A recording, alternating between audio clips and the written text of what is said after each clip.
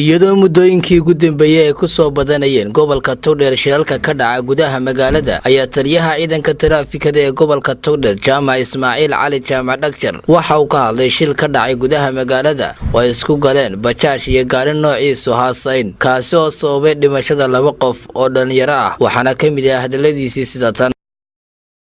waxay weydiiseen habeer hore halkan ka dhacay magaalada dusheeda waxay ahaayeen laba gaari oo halka isku dhacay marka laba qof baa ku geeriyooday qofna halkan ku geeriyooday qofna xalay buu ku geeriyooday Hargeysa qoftu mar ku geeriyooday labadooda Allah u naxariisto intii ku dhaawacantay Allah shaafiyo leen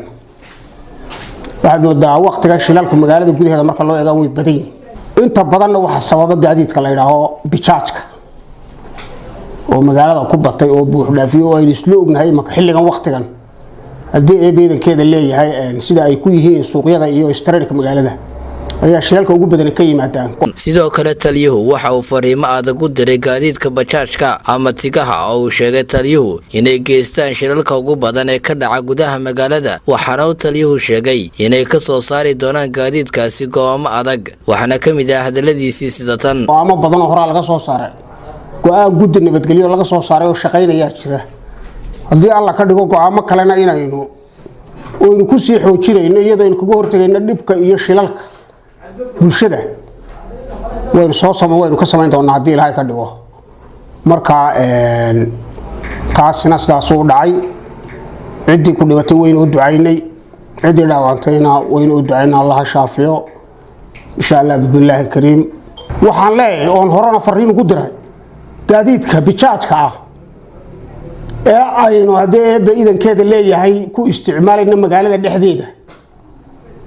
dhibaato fara badan bay ku hayaan bulshada cid walbana way ka marxaati furaysaa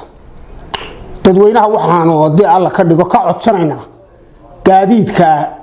sidii waxa weeyaan dhibaatadooda loo yareyn lahayn loo khafiifin lahayn laga shaqeeyo sidaasaan ugu baaqayaa bulshada reer Burco oo aan ka codsanayaa waxa weeyaan hana la caawiyo booliiska hala gacan qabto